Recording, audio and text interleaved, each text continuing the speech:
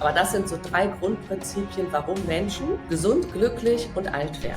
Meine größte Empfehlung aus dem tiefsten Herzen heraus, immer sich erstmal irgendetwas zu trauen, egal wie unperfekt es gerade ist.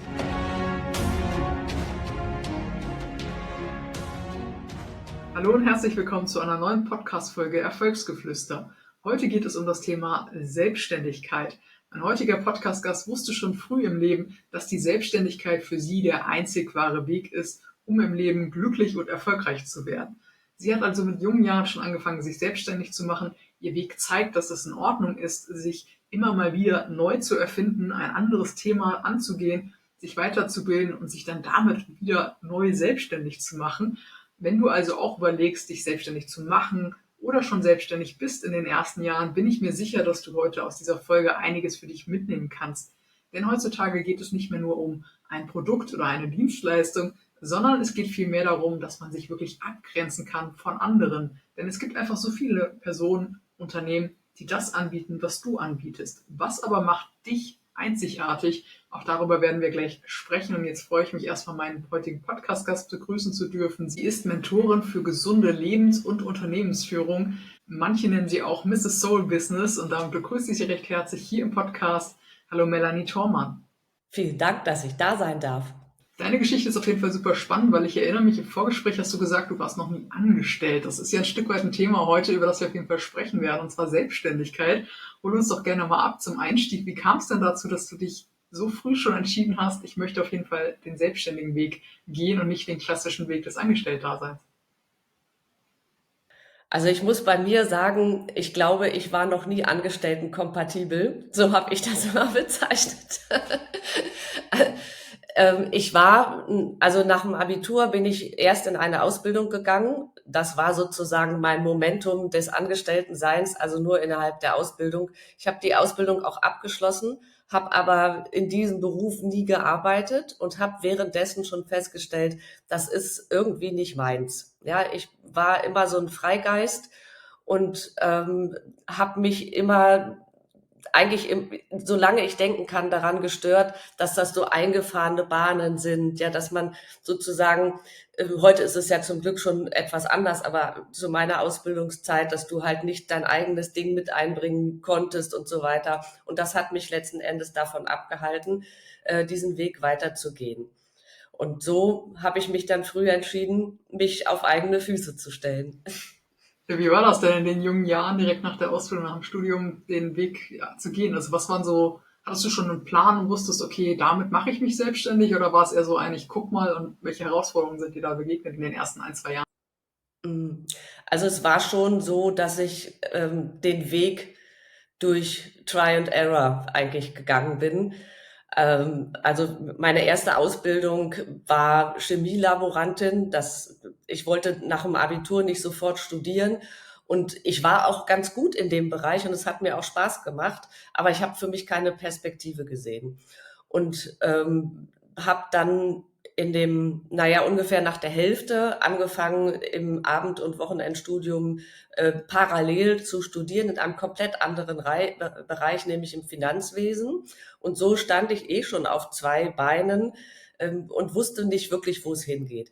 Ich habe aber dann nach der Ausbildung, ich habe 2 Stellen gehabt, die hätte ich sofort annehmen können und habe das ausgeschlagen, weil ich eben wusste, das ist nicht meins. Kannst du dir vorstellen, meine Eltern haben die Hände über dem Kopf zusammengeschlagen und haben gesagt, um Gottes Willen, Kind, mach doch bitte den sicheren Weg und arbeite erstmal vernünftig. Und das habe ich vielleicht auch ein Stück weit naiv aus heutiger Sicht, habe ich das abgelehnt und habe gesagt, das mache ich nicht. Und habe dann als Honorarkraft gearbeitet in dem Finanzbereich für einen Finanzdienstleister und habe dann Baufinanzierungsberechnung gemacht für Häuslebauer und Eigenheimerwerber. Das war auch eine schöne Zeit und war aber trotzdem immer noch in diesem festgefahrenen Bereich. Ja, also man konnte wenig links und wenig rechts. Und ich war wirklich auch unsicher, was ich eigentlich machen möchte. Was mir wirklich Spaß gemacht hat, das war, was ich so nebenbei gemacht habe. Also ich war lange Jahre im Tanzsport tätig, habe also da auch Wettkampftänze gemacht oder eben auch Auftritte gemacht. Das ist das, wofür mein Herz eigentlich gebrannt hat. Ich wusste aber, das ist kein Berufsweg, ja, oder zumindest nicht auf Dauer. Das ist ja alles so zeitlich begrenzt. Und so war ich wirklich immer im Zwiespalt mit mir selbst. Wo möchte ich eigentlich hin? Und das ist dann erst später entstanden, also eigentlich erst über die Zeit, als ich Mutter wurde und dann zu Hause war mit meinem Kind und dann wieder nachträglich einsteigen wollte. Da fing das erst an, für mich so Formen anzunehmen und dann auch einen eigenen Weg zu entwickeln. Aber vorher war das wirklich für mich so Try and Error und da hab gedacht, okay, irgendwas wird sich schon für mich ergeben, aber es war nie richtig rund. Ja, da kommen wir auf jeden Fall gleich noch zu sprechen, was sich dann eben später entwickelt hat, ein klarerer Pfad und so weiter. Aber gibt es etwas, was du dir in diesen frühen Jahren der Selbstständigkeit gewünscht hättest, in Form von Unterstützung oder Programmen oder Mentoren oder Ähnliches, wo du sagst, oh, das hätte mir auf jeden Fall das Leben ein bisschen leichter gemacht? Mm. Also ja, auf jeden Fall. Das, was heute als Angebot da ist, die ganzen Coaching-Einheiten, Mentorenbegleitung oder Berater auch, das war zu der Zeit nicht. Also wir sprechen hier von den Anfang, Mitte der 90er Jahre. Und zumindest hatte ich da keinen Bezug zu. Ich habe mir dann mein Wissen über Bücher angeeignet. Wenn dann Schulungen gewesen sind, war das eher so Kommunikation oder Verkaufstraining, auch gerne schon mal emotionales Verkaufen, das war schon das höchste der Gefühle. Ja, und aber so ansonsten persönliche Entwicklung gab es eher nicht. Das war noch so die Zeit, so dieses Chaka, also ne, höher, schneller, weiter und ich bin der Größte, der Beste. Und die Männer kennen es wahrscheinlich unter mein Haus, mein Auto, meine Frau, mein was auch immer. Das war so diese Phase und da hätte ich mir sehr, sehr gewünscht, da ein bisschen mehr ja, Anreize auch zu haben, die nicht so oberflächlich sind, sondern die wirklich in die Tiefe gehen, in die persönliche Entwicklung gehen. Und das habe ich auf dem Markt nicht gefunden und habe mir das selbst mühsam zusammengepuzzelt, wie gesagt, in Form von Literatur und was ich alles so gefunden habe. Auf jeden Fall ein spannendes Thema und ich glaube, gerade diese Tiefe wird in Zeiten, wo einfach jeder relativ schnell sich selbstständig machen kann oder ein Online-Produkt rausbringen kann, wird sie umso wichtiger, um sich eben auch ein Stück weit abzugrenzen und zu sagen, hey, dafür stehe ich, ne, das Thema Werte wird wichtiger und so weiter. Da kommen wir auf jeden Fall auch gleich noch drauf zu sprechen. Jetzt hast du es schon angeteasert, es gab dann so den Moment, wo eben ja, Persönlichkeitsentwicklung quasi noch mehr in dein Leben gefunden hat, über die Bücher hinaus und so ein Wendepunkt in deinem Leben. Lass uns gerne mal da einsteigen. Wann kam denn dann so die Klarheit mit, das ist das, was ich jetzt wirklich als Angebot mit rausgeben kann, das ist mein Weg going forward, Stichwort Events, glaube ich, auch in dem Bereich warst du ja auch aktiv. Lass uns da gerne mal hinspringen. Was ist da passiert in der Zeit und wie ging es dann weiter? Mhm. Ja, das war tatsächlich die Zeit, als ich mit meiner Tochter zu Hause war. Also ich habe eine Tochter, nicht mehrere Kinder, eine Tochter und habe das auch sehr genossen, mit ihr zu Hause zu sein und hatte mir ursprünglich vorgenommen, 3 Jahre zu Hause zu sein und durfte dann für mich feststellen, dass das nicht mein Weg ist. Also mir hat dann wirklich der Austausch auch gefehlt. Nun muss man auch dazu sagen, dass ich zu der Zeit in einer Region gewohnt habe, wo ich eigentlich niemanden kannte. Also ich war da neu zugezogen, ich kannte da niemanden, ich hatte keinen Bezug zu irgendwem und habe dann nach Wegen gesucht, wie ich erstmal für mich da auch wieder einen Platz finden konnte und natürlich auch für meine Tochter, also dass die unter andere Kinder kamen. Und so war das ein Weg, der sich auch entwickelt hat. Und irgendwann war dann so für mich der Moment, da war sie so knapp 1,5, wo ich gemerkt habe, okay, wenn ich nicht zufrieden bin mit mir selbst, also sprich ich irgendwie noch was anderes suche, außer mit meinem Kind zusammen zu sein, dann ist das auch nicht gut für sie. Und dann wäre es sicherlich günstiger für mich, den Weg so zu wählen, dass ich noch etwas anderes mache. So, und dann habe ich für mich etwas gesucht, ja, um aus dieser Falle, in der ich vorher gewesen bin, also ich mache zwar was, aber eigentlich macht es mir keinen Spaß, rauszukommen. Ja, und dann war eine spannende Begebenheit. Dann hat meine damalige Schwiegermutter spitz bekommen, dass ich ja früher aus dem Tanzen kam und dann auch so, ich war jung und brauchte das Geld, auch zwischendurch so ein bisschen gemodelt hatte. Ja, und sie hat dann gesagt, wir haben hier eine Boutique, die will eine Modenschau machen. Und ich, nee, sie hat nicht gesagt, möchtest du, sondern sie hat gesagt, ich habe gesagt, du läufst damit, du kannst das. Und ich gesagt, um Gottes Willen, ja, mittlerweile fühlte ich mich da auch irgendwie schon ein Stück weit zu alt für, also zu der Zeit und wollte das eigentlich nicht machen. So, jetzt wollte ich aber auch niemanden verletzen damals und habe gesagt, naja, komm, ein Abend, das schaffst du. Und bin dann da mit hingegangen und fand diese Erfahrung für mich total furchtbar. Weil das war in einer Sparkasse, das war ein, naja, sagen wir mal, semi-optimales Publikum, die hatten ihren Kopf ganz woanders. Und wir Models durften uns dann unter einer Treppe umziehen, wo wir eigentlich von allen gesehen wurden. Und das fand ich total schlimm. Dann eben so nur dieses Auf- und Ablaufen, wieder raus und dann war sozusagen der Abend gelaufen. Und das war eine Erfahrung, habe ich gesagt, das mache ich nie wieder. Und dann wuchs aber in mir so dieses, das kannst du eigentlich besser. Ja, du kommst aus dem Tanzen, du kannst Choreografien machen, du hast ein Gefühl für Musik, du hast ein Gefühl für Bewegung. Und ich wusste auch so von mir, dass ich gut organisieren kann. Und dann war auf einmal eine Idee geboren, aus der ich nicht wieder rauskam. Und es reifte sozusagen die Vision in meinem Kopf, jetzt mache ich das eine Nummer größer. Und auch wieder eigentlich völlig naiv, habe ich dann also angefangen, dafür für mich ein Konzept zusammenzustellen, habe dann die örtlichen Boutiquen angesprochen und letzten Endes habe ich eine relativ große Modenschau mit, ich weiß nicht mehr, knapp zwischen 25 und 30 Geschäften gehabt, mit den unterschiedlichen Varianten von Mode und Accessoires, die dann da sich präsentiert haben.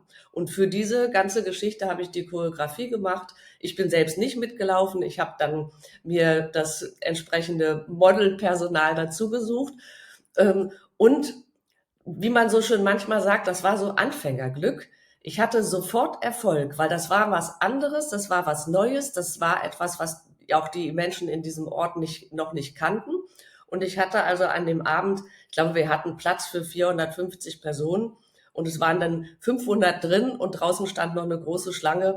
Also ich konnte es gar nicht sehen, es waren mindestens 550 Gäste, die da standen und das sehen wollten. Und das war so mein Durchbruch. Und da habe ich für mich das erste Mal so das Gefühl gehabt, ich kann was und ich kann etwas aus mir selbst heraus und alles andere ergibt sich. Und für das, was ich dort kann und leisten kann, werde ich auch gesehen, geschätzt und wahrgenommen. Und diesen Weg bin ich dann ein paar Jahre gegangen. Ich habe also über Modenschauen hinaus, das war wirklich nur so der Start, dann später auch eigentlich mehr Firmen-Events gemacht, also Produktpräsentationen, Firmen-Events, Jubiläen, Messegestaltung und auch so Inhouse-Veranstaltungen für Unternehmen und deren Mitarbeiter beziehungsweise Kunden. Und so war dann eigentlich so schon dieser Übergang zu dem, was ich heute mache. Also der Bereich, im Business-Kontext zu arbeiten und da mich voll auszuleben, also mein ganzes Herzblut reinzugeben und auch immer wieder neu zu erfinden, weil ja jede Veranstaltung dann auch eine neue Herausforderung gewesen ist. Und da fand ich das erste Mal so für mich Fuß und auch das Gefühl, dass ich langsam da ankomme, wo ich eigentlich hin möchte. Ja, wobei aus heutiger Perspektive war das auch erst ein Start und alles andere hat sich dann daraus entwickelt.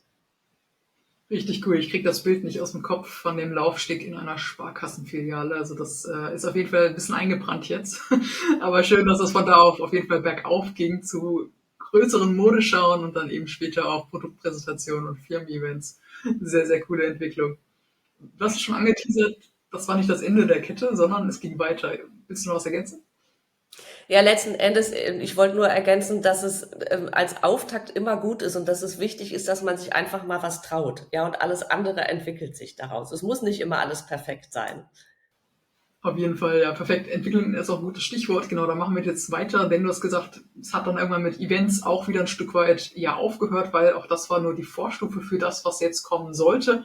Und zwar das, was du heute machst. Nehmen wir uns gerne mal mit zum einen zu dem Punkt, dem Wendepunkt, wo du gemerkt hast, okay, Events, das war cool, aber es geht noch besser, es geht noch irgendwas anderes, was dich wahrscheinlich noch mehr erfüllt. Und was hast du dann daraus gemacht? Mhm. Also Events, also das Event-Business habe ich über 10 Jahre gemacht. 11, knapp 12 Jahre habe ich das gemacht, und bin auch in dem Bereich gewachsen. Ich habe dann auch ausgebildet. Ich hatte Mitarbeiter, die mich auch unterstützt haben dabei, was auch wichtig war, sonst hätte ich das nicht mit meinem kleinen Kind, darf man ja immer nicht vergessen. Ich hatte ja dann immer noch ein Kleinkind beziehungsweise dann ein Schulkind. War das wichtig, dass ich dann auch ein Team um mich drumherum hatte, dass ich dieses Zweigleisige auch mit gutem Gewissen machen konnte.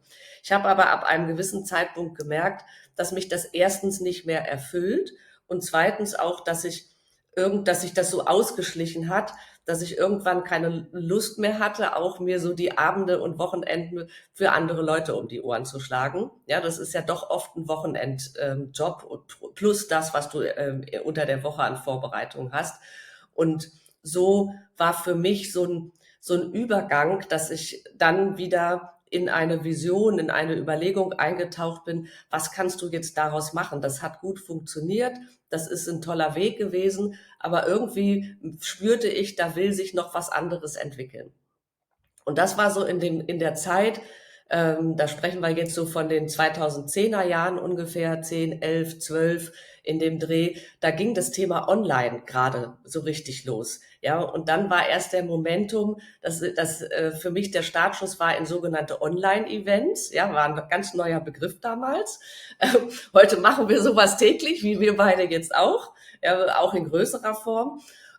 Und damit hatte ich aber den Schritt in der Tür noch mehr zu den Unternehmen, sie auch auf anderen Ebenen zu unterstützen. Und durch die ganze Entwicklung, die ich selber gemacht habe, habe ich auch immer mehr bei den Unternehmen ja ein Vertrauen erwecken können, dass ich auch anders an die Dinge rangehe. Also ich war dann auch mehr Berater als Umsetzer. Und habe sehr, sehr früh erkannt in dem Bereich, dass es nicht immer nur um dieses höher, schneller, weiter Thema geht, nicht immer nur um Umsatz und Wachstum des Unternehmens, sondern dass der Faktor Mensch ein ganz, ganz wichtiger ist. Ja, und dieser Faktor Mensch, den habe ich zu der Zeit nicht gesehen. Und somit habe ich begonnen, nach Wegen zu suchen, wie ich dann das, was ich sowieso schon gemacht habe, nochmal etwas anders gestalten kann. Und das war zu der Zeit, dass ich also fest davon überzeugt war, dass nur ein gesunder Mensch auch ein gesundes Unternehmen führen kann.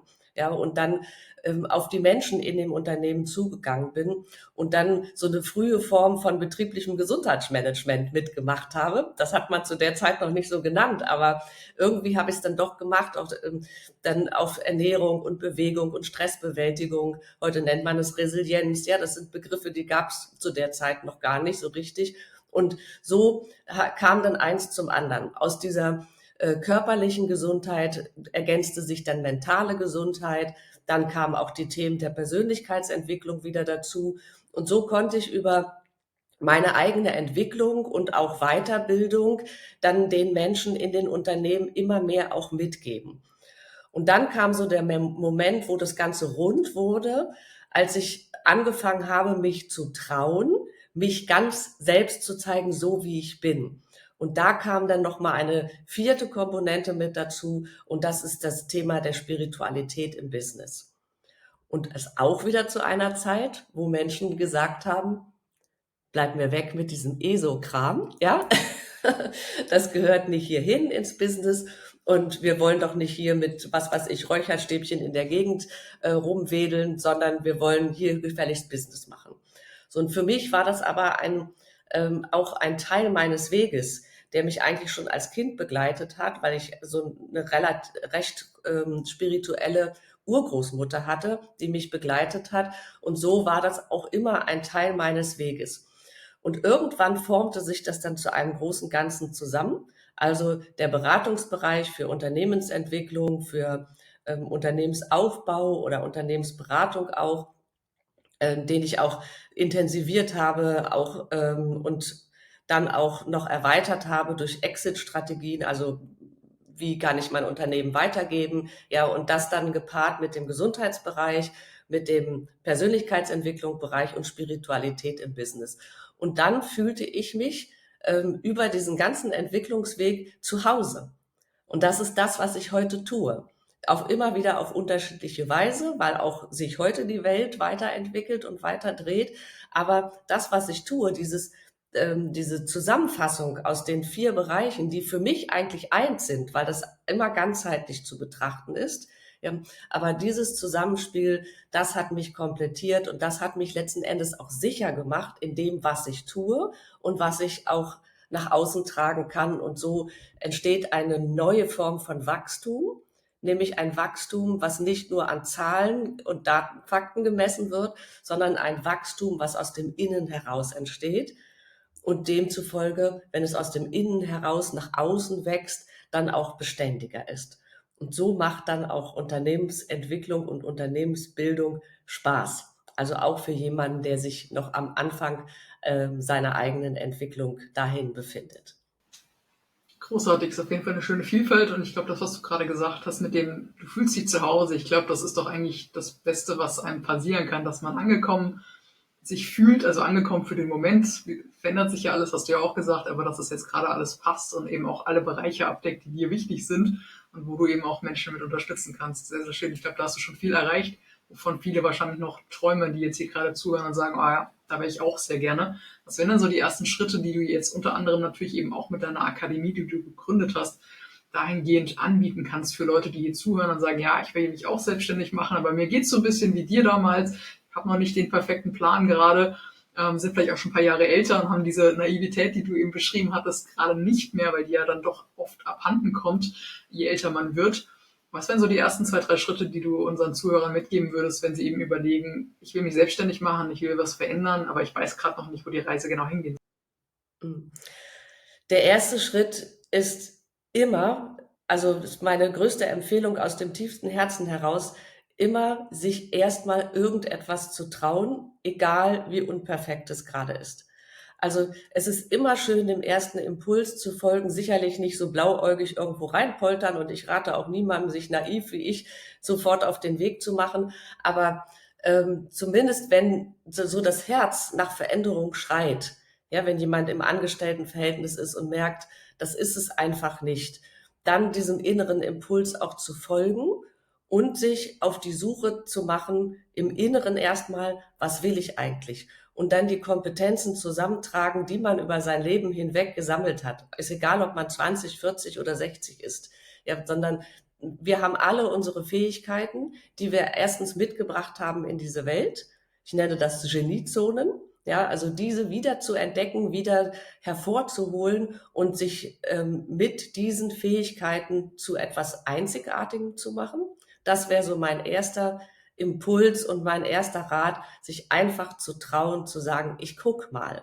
Ja, und das kann man aus Angestelltenverhältnis ja auch nebenbei machen. Ja, dann ist man sozusagen ja auch auf der sicheren Seite und muss nicht gleich alles aufgeben. Aber sich einfach zu trauen, den Weg, ja, sich zumindest mal anzugucken und dann zu gucken, wo es einen hinführt. Und der zweite Schritt wäre, dann sich dann, wenn man das für sich selber rausgefunden hat, ja, dass man einen anderen Weg gehen möchte und sagt, okay, ich traue mich jetzt auch, dann zu gucken, was macht mich eigentlich aus? Ähm, Was kann ich wirklich, was habe ich für Fähigkeiten, die ich gelernt habe oder die ich eben auch mitgebracht habe? Und da ist es eine sehr schöne Geschichte, auch mal andere Menschen zu fragen, wie die einen eigentlich sehen, weil andere Menschen sehen immer viel mehr Fähigkeiten bei uns als wir selbst. Ja, weil wir ja immer denken, wir sind damit gar nichts Besonderes und leben ja damit. Ja, aber andere Menschen empfinden das ja schon als was Besonderes und sagen dann solche Sätze wie, oh, das würde ich auch gern können, was du da machst oder was du da kannst. Ja, so, und das ist so ein erster Anreiz zu sagen, ich mache mich auf die Spuren meiner Fähigkeiten. Und darüber hinaus rate ich auch jedem, sich auf die Spuren seiner eigentlichen Lebensaufgabe zu gehen. Das ist so High Class, ja, zu wissen, wozu bin ich eigentlich da? Wozu bin ich auf diese Welt gekommen? Was ist die Aufgabe, für die ich hier den Sinn meines erfüllten Lebens auch entdecken kann? Und das kann man sehr schön machen, auch in kleinen Schritten. Du hast gerade dankenderweise auch meine Akademie angesprochen. Und die habe ich genau deswegen gegründet, damit Menschen wirklich in kleinen Schritten sich auf diesen Weg machen können. Ja, die Akademie heißt Futura Futura ist meine Firma, ja, und dann Blue Zone Akademie. Und Blue Zone heißt blaue Zonen. Und das ist, die Akademie ist angelehnt an das Prinzip der blauen Zonen. Falls das jemand noch nicht weiß, wenn du möchtest oder wenn ich darf, kann ich kurz darauf eingehen. Ja, die blauen Zonen sind Gebiete weltweit, ursprünglich mal 5 Gebiete gewesen, in denen Menschen nachweislich zu einer großen Anzahl 100 Jahre und älter werden. Und dann hat man angefangen zu forschen, warum das so ist, warum die Menschen dort so alt werden und auch in einem hohen Alter gesund sind, fit und leistungsfähig sind. Und man ist darauf gekommen, dass das so mal unabhängig von kulturellen und länderspezifischen Unterschieden, aber dass man das auf 4 Prinzipien runterbrechen kann, warum das so ist. Und diese 4 Prinzipien sind so nahe, also 3 davon sind so naheliegend, dass ich weiß, dass jeder sofort nickt. Ja, das eine ist natürlich ein gesunder Lebenswandel, also sprich gesunde Ernährung, Bewegung. Ja. Das zweite ist ein soziales Umfeld. Also wir sind soziale Wesen, wir Menschen. Wir brauchen Beziehungen, sowohl geschäftlich als auch privat. Ja, und das trägt dazu bei, dass es uns gut geht. Und das dritte ist eine spirituelle Entwicklung. Ja, und spirituell meine ich jetzt, das darf auch gern im Kleinen beginnen. Das kann in einem Glauben sein, das kann in Achtsamkeitsthemen sein. Ja, und da darf jeder frei für sich wählen, inwieweit er sich auf diese Entwicklung begeben kann. Aber das sind so 3 Grundprinzipien, warum Menschen gesund, glücklich und alt werden. Und das leuchtet, glaube ich, auch so gut wie jedem ein. Ja. Und das vierte Prinzip, das fand ich total spannend, als ich das gehört habe. Und darum habe ich das mit in die Akademie reingenommen. Das vierte Prinzip, warum Menschen so alt werden, glücklich und gesund, ist, sie folgen ihrer Lebensaufgabe. Und das fand ich total spannend, dass Menschen in Gebieten, wir sprechen da zum Beispiel über die Insel Okinawa, das ist eine japanische Insel, ein Gebiet auf Sizilien oder auch Costa Rica. Das sind Regionen, wo wir jetzt nicht unbedingt davon ausgehen, dass wir hier High-Level-Technik und so weiter haben und Entwicklungsstand, sondern das sind auch oft Menschen, die in einfachen Verhältnissen leben. Aber die haben einen Weg für sich gefunden, wie sie anderen Menschen helfen können, aus sich selbst heraus. Ja, und das ist ein schöner Ansatz, sich selbst erstens besser zu kennen, kennenzulernen und dann auch anderen Menschen etwas geben zu können über die angelernten Fähigkeiten, also Ausbildung und so weiter hinweg, etwas geben zu können, was uns alle ein Stück weit einzigartig macht. Und darum habe ich diese 4 Prinzipien, also der blauen Zonen, mit in die Akademie reingenommen. Und deswegen heißt sie Blue Zone Akademie. Ja. Und das ist also ein Online-Tool, in dem Menschen sich auf die unterschiedlichsten Art und Weise weiterentwickeln können. Natürlich in diesen 4 Bereichen, also Gesundheit, persönliche Entwicklung, unternehmerische Entwicklung und auch Spiritualität, mit dem Schwerpunkt, die eigene Lebensaufgabe zu finden. Ja, und da gibt's ganz viele Tools, Übungen, Meditation, auch einige Tests, die man sich selber machen kann, um sich auch selbst besser zu reflektieren und so weiter. Und das ist eine schöne Kreation geworden, gerade für Menschen, die sich gerade so am Anfang ihrer Entwicklung befinden und die sagen, okay, ich kann mir vorstellen, mich selbstständig zu machen, aber ich weiß eigentlich gerade nicht wie und ich weiß auch gar nicht so richtig mit was. Ja. Sehr schön, ja. Perfekt. Und ich weiß auch, weil ich selber schon vorbeigeschaut habe, dass du eine kostenlose Version dieser Akademie hast, wo man einfach schon die ersten Themen sich angucken kann. Insofern schaut da auf jeden Fall gerne mal vorbei. Die Links dazu findet ihr auf jeden Fall unter dem Video. Da könnt ihr einfach mal reinklicken und euch das Ganze anschauen. Schon mal danke dafür, Melanie, dass du das erschaffen hast. Und ich hoffe natürlich, dass das dem einen oder anderen hilft, der jetzt hier gerade zuhört. Und dann habe ich noch 2 Fragen für dich. Und zwar das nächste ist nämlich, jetzt gehen wir mal davon aus, jetzt haben die Personen, die sich unter anderem durch deine Akademie durchgearbeitet haben und einfach jetzt so die ersten Schritte gegangen sind, die du gerade beschrieben hast, haben jetzt eine Idee für die Selbstständigkeit und haben vielleicht auch schon so 1, 2 Projekte machen können, aber wissen jetzt noch nicht so recht, wie kriege ich das denn jetzt hin, dass es weitergeht. Und deswegen einfach noch eine Frage an dich. Hast du so einen Tipp, wie Menschen letztlich Akquise machen, also ihre Kunden gewinnen können, weil das finde ich immer spannend. Wir haben ja ganz unterschiedliche Unternehmerinnen und Unternehmer hier im Podcast. Einfach da mal zu hören, was sind da so die Tipps, die bei dir funktionieren, die du gerne unseren Zuhörern mitgeben möchtest. Das ist wirklich eine spannende Frage, die ich gar nicht so ganz einfach beantworten kann, aber ich versuche es mal. Ne? Ähm, Ich glaube, dass das Thema Verkaufen und sich zu vermarkten sich sehr, sehr stark gewandelt hat in den letzten Jahren und sich auch noch sehr stark verändern wird.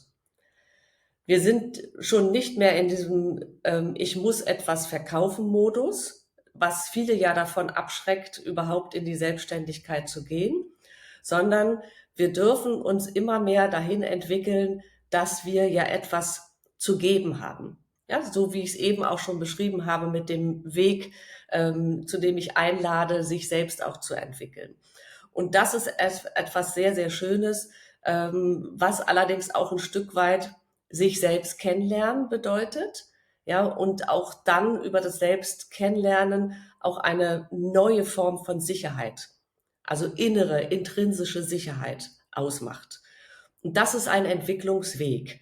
Ja, und je eher man damit beginnt, sich aus sich selbst heraus zu entwickeln, desto leichter fällt einem das dann später, wenn ich das in mein Business mit einbringe. Und ich selber mache immer die Erfahrung, dass ich am besten wirke, wenn ich von mir selbst erzähle, wenn ich etwas immer mitzugeben habe, also schon auch ein bisschen, man kann auch schon mal sagen, was man zum Beispiel anzubieten hat, ja, oder in meinem Fall zum Beispiel, wenn man irgendwelche Auszeichnungen bekommen hat, das ist ja etwas, was auch Vertrauen schafft nach außen. Ja, oder wenn man ein neues Zertifikat erworben hat, zum Beispiel, ja, wenn man eine Fortbildung gemacht hat, das ist schon sehr hilfreich. Aber aus sich selbst heraus etwas zu erzählen, von dem eigenen Weg etwas zu erzählen und dann zu sagen, ich habe das so und so gemacht und ich lade dazu ein, auch diesen Weg zu gehen und dann natürlich auch über seine Expertise zu berichten. Das finde ich dann ein schönes Momentum, wo sich der andere auf der anderen Seite, der zuschaut, liest oder wie auch immer, auch ein Stück weit eingeladen fühlen darf, dahin zu schauen und sich das näher anzugucken. Und so, glaube ich, in diese Richtung entwickelt sich auch das Thema Marketing immer mehr. Und damit ist dann auch schon selbsterklärend dieses sogenannte Personal Branding, ja, dass wir ja alle unsere eigene Marke sind, weil wir alle einzigartig sind. Und dazu lade ich ein, das zu machen und auch zu intensivieren, weil damit sind wir immer authentisch. Und wenn wir authentisch sind, sind wir auch anziehend für andere. Super spannend, danke auch für diese Einblicke. Jetzt hast du vorhin gesagt, du hattest früher bei dem Eventmanagement, was du hattest, auch ein ganzes Team um dich herum. Wie bist du dann heute aufgestellt? Bist du eher wieder zurückgegangen und machst ja alles alleine oder hast du eben noch ein Team um dich herum aktuell? Ich habe auch ein Team um mich drum herum. Ich habe aber ein freiberufliches Team. Also ich habe keine Angestellten bei mir, weil ich natürlich, wenn ich das für mich nicht lebe, dann auch niemanden fest an mich binden möchte, der das vielleicht auch nicht möchte. Ja, und so habe ich ein freies Team, die dann entsprechend nach Projekt oder auf Honorarbasis, welcher Art auch immer, es kann die unterschiedlichen Varianten geben. Das ist alles eine Frage der Abstimmung und so, wie sich dann auch beide Seiten wohlfühlen. Das bevorzuge ich für mich und das schätzt auch mein Team sehr an mir, dass wir diesen Weg zusammen gehen. Aber grundsätzlich habe ich so ein Team von, also festes Team, ungefähr 10 Personen um mich drumherum und dann individuell, je nach Auftragssituation oder nach Anforderungen, kann ich das ausweiten bis auf fast 25 Personen. Cool. Ja, ich glaube, das ist gerade für eben auch die angehenden Selbstständigen oder die, ja, die Neustarter quasi in der Selbstständigkeit super wichtig. Einfach zu wissen, dass man halt Dinge nicht immer alle alleine machen muss, aber dass man eben trotzdem nicht dieses Risiko ein Stück weit haben muss mit, ich stelle jetzt jemanden an und dann muss ich den auch beschäftigen. Deswegen, also ich kann selber auch nur empfehlen, Freelancer gerade am Anfang ist einfach eine gute Möglichkeit und das ist ja auch oft Win-Win, denn dann kann man sich selber auf das konzentrieren, was man selber gerne macht und auch gut kann und gleichermaßen die Dinge abgeht, die man selber nicht so gerne mag. Das fängt beim Steuerberater, glaube ich, an für viele, bis hin eben zum Thema Content und Marketing und Ähnlichem. Deswegen sehr, sehr cool. Danke da auch für diese Empfehlung, die Einblicke und damit kommen wir jetzt langsam schon zu den Abschlussfragen des Podcasts. Und du darfst dann noch ein paar Sätze vollenden. Bist du bereit? Ja. Sehr schön. Es gibt kein richtig und falsch, deswegen einfach frei raus deine Sicht auf die Themen. Der erste Satz ist ein zentrales Thema, was wir gerade auch besprochen haben, und zwar Persönlichkeitsentwicklung. Und deswegen lautet der Satz, Persönlichkeitsentwicklung bedeutet für mich. Sich selbst besser kennenzulernen und aus sich selbst heraus dann einen eigenen Entwicklungsweg auch gehen zu können. Lassen wir so stehen, dann kommen wir zum zweiten Satz. Da geht es noch eine Ebene tiefer, und zwar Leben bedeutet für mich. Frei sein, ständige Weiterentwicklung und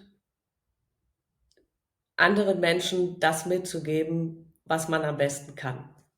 Ganz nach meiner Fassung. Cool. Und wir sind bei Erfolgsgeflüster, deswegen müssen wir einmal das Wort Erfolg auch noch zusammen definieren, beziehungsweise du darfst das jetzt definieren. Ein bisschen was haben wir ja vorhin schon gehört, nach früher, höher, schneller, weiter, dann doch ein bisschen mehr Tiefgang. Erfüllung spielt eine große Rolle und deswegen lautet der Satz bei dir, Erfolg bedeutet für mich. Auch Freiheit. Freiheit, das Leben zu leben, was ich mir wünsche, an den Orten, wo ich sein möchte, mit den Menschen, mit denen ich sein möchte und mit den Begebenheiten, die ich gerne haben möchte. Das bedeutet für mich Erfolg, dass ich nicht darauf achten muss, ja, oder dass ich nicht eingezwängt werde in gewisse Bahnen, auch hier wieder gewisse Dinge machen zu müssen, ja, oder gewisse Dinge mir nicht erlauben zu können. Und Erfolg heißt für mich, dass ich mir das Leben kreieren kann, was ich mir darunter vorstelle. Schönes Schlusswort. Herzlichen Dank, Melanie, dass du heute hier warst bei Erfolgsgeflüster. Wenn ihr Fragen habt rund um die Akademie, die blauen Zonen oder sonstige Themen, die wir heute hier besprochen haben, schreibt das doch sehr gerne in die Kommentare oder kontaktiert natürlich gerne Melanie auch direkt über die Links, die ihr in der Videobeschreibung findet. Schön, vielen Dank fürs Zuhören und ich freue mich, wenn ihr nächste Woche wieder mit dabei seid. Macht's gut und bis dann. Danke dir, liebe Michelle.